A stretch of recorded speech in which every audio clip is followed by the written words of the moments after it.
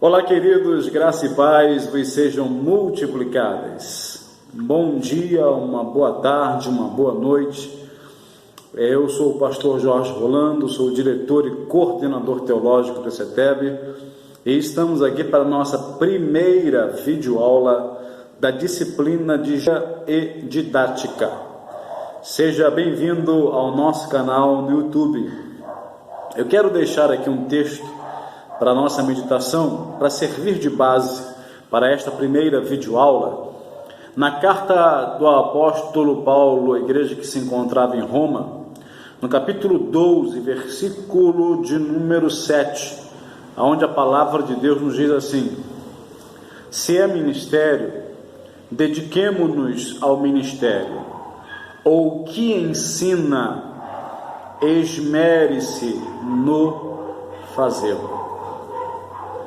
O apóstolo Paulo, escrevendo à igreja de Roma, diz que aquele que exerce o ensino deve se esmerar, deve se esforçar em fazê-lo da melhor maneira possível.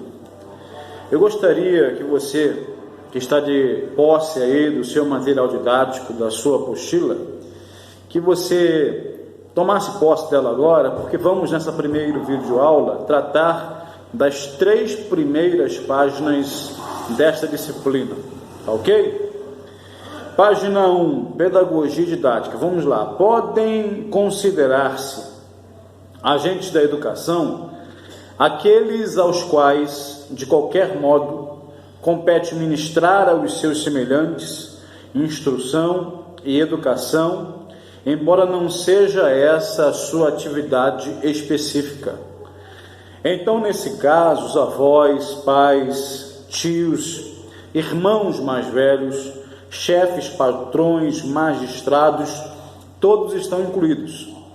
Ou seja, qualquer pessoa que transmita um conhecimento, ele funciona como um agente educador, como um agente que traz um ensino.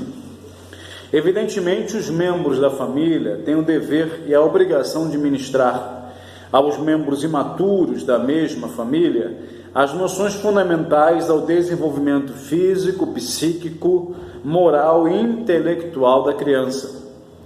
Mas dever e obrigação não constituem capacidade. Ou seja, nós sabemos que a todo momento somos chamados a instruir e acabamos instruindo, até por uma questão de dever, de obrigação, da posição que exercemos, do cargo que exercemos, mas é bom fazermos aí uma diferenciação, porque uma coisa é você ser obrigado a instruir, outra coisa é você ter capacidade para tal façanha.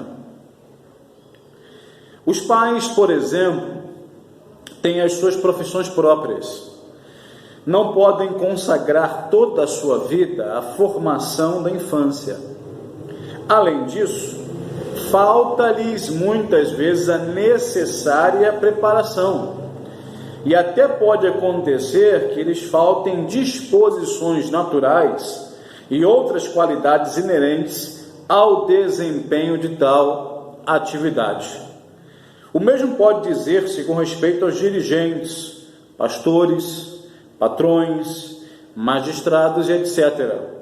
Todos eles, por força da natureza dos cargos que exercem, devem educar com palavras, conselhos e demonstrações, com exemplos e com atos de justiça. Mas, embora possam e devam ser educadores no sentido genérico do vocábulo, eles não são professores. Ou seja, eles são agentes educadores, mas não são agentes da educação. Há uma diferença.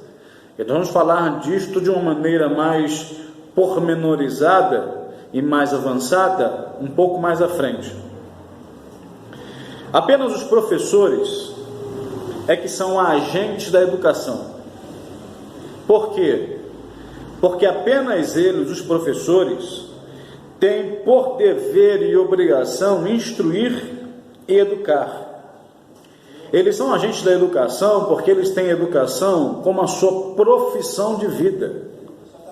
Eles vivem para isto. Aliás, eles foram instruídos, e por que não dizer, se graduaram para exercer essa função. Eles são especialistas na educação. Então, para a gente poder fazer um resumo nessa primeira parte, qualquer pessoa pode ser um agente educador, não apenas os professores, a partir do momento em que ele transmite alguma informação. Mas agente da educação, só os professores, porque só eles têm a capacidade intelectual, a capacidade acadêmica para desempenhar especificamente esta função. Página 2. O médico, o advogado, o engenheiro, pode educar pela palavra e pelo exemplo, e devem. Certamente eles o fazem. Os dirigentes podem educar os seus subordinados, não só pelo exemplo, mas mediante uma direção inteligente, justa, humana e nobre. Porém, esta ação de educar, nem sempre ela é suficiente. Normalmente, estas pessoas educam de maneira precária e de maneira insuficiente. Eles não obedecem a nenhum critério sistemático. Esse tipo de educação é uma educação fortuita, é uma educação ocasional, ela é fragmentária. Ela é diferente da educação feita por um profissional, como por exemplo um professor, que estudou para isso, que conhece todos os sistemas de educação. É diferente de um pedagogo, por exemplo, que conhece todo o processo de educação, conhece toda uma programática visando uma série de situações para alcançar um objetivo que ele próprio já predeterminou dentro da educação. A educação, para surtir os desejados efeitos, tem que ser metódica, coordenada, progressiva, contínua e operante. Então grave esses critérios aí, porque isto é assunto de prova, tá bom? A educação, para surtir os desejados efeitos, repito, ela deve ser metódica, coordenada, progressiva, você não vai aprender tudo da noite para o dia, tem que ter uma metodologia, não é?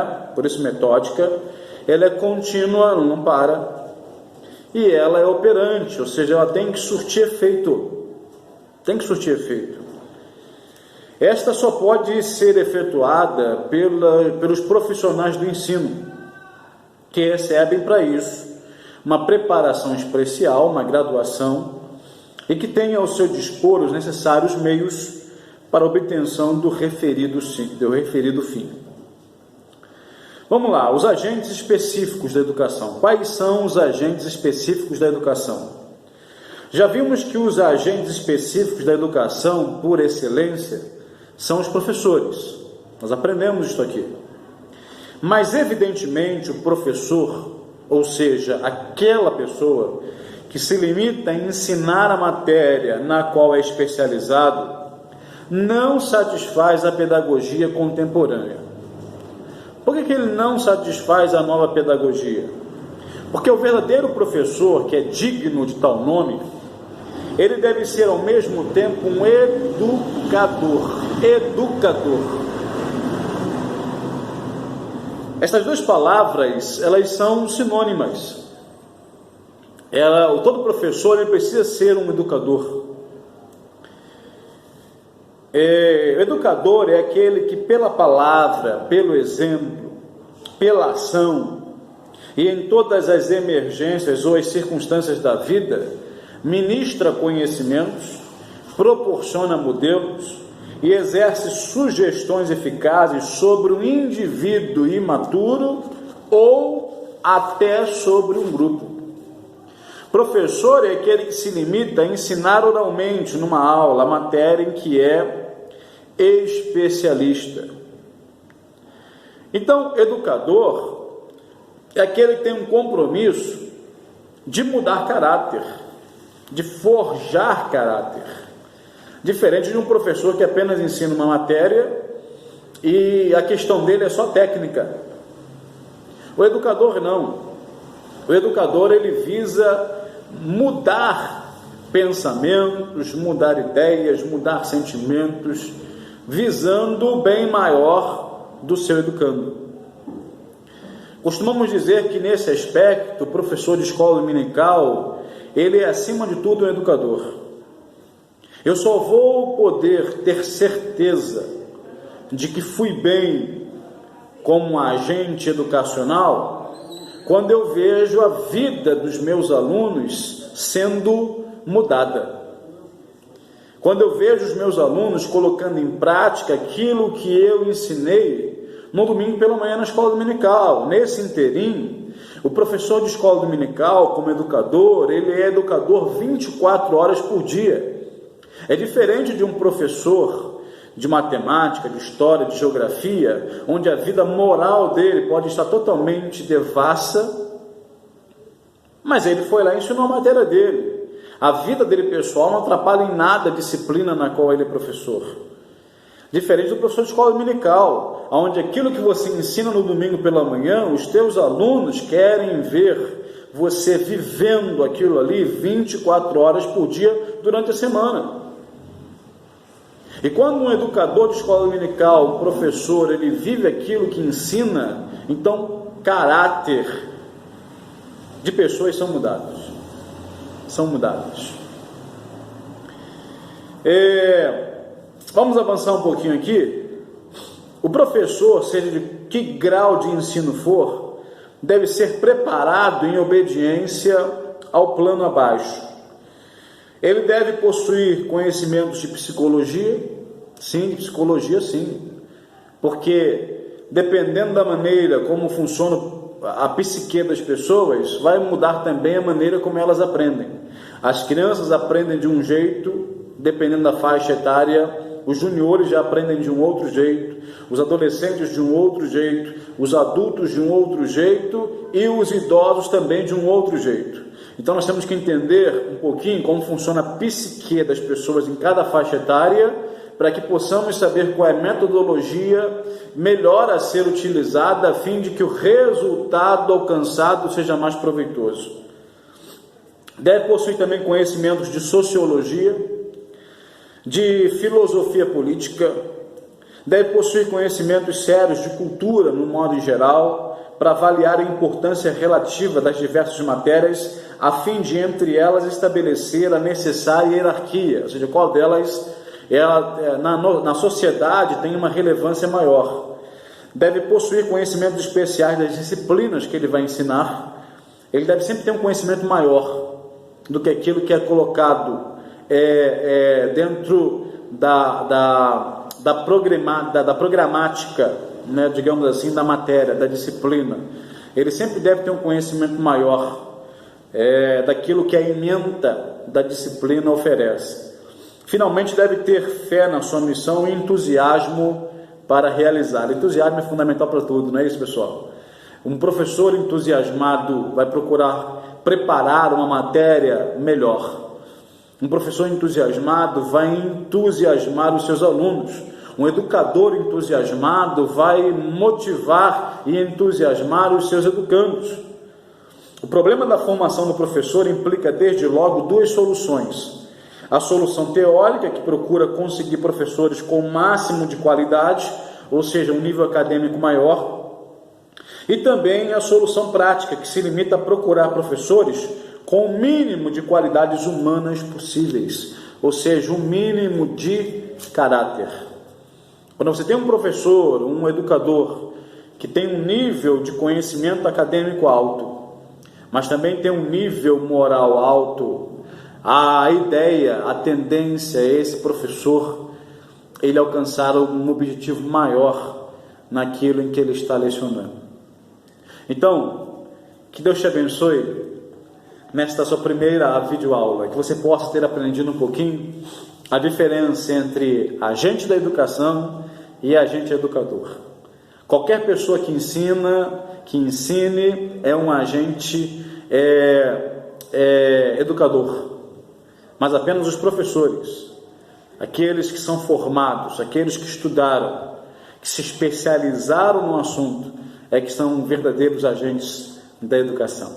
Que Deus abençoe a sua vida. Qualquer dúvida, deixe aqui nos comentários, ou nos mande mensagem pelo nosso grupo, o grupo do CETEB no WhatsApp. Deus abençoe a sua vida. Ore sempre por nós. Um grande abraço. Graça e paz.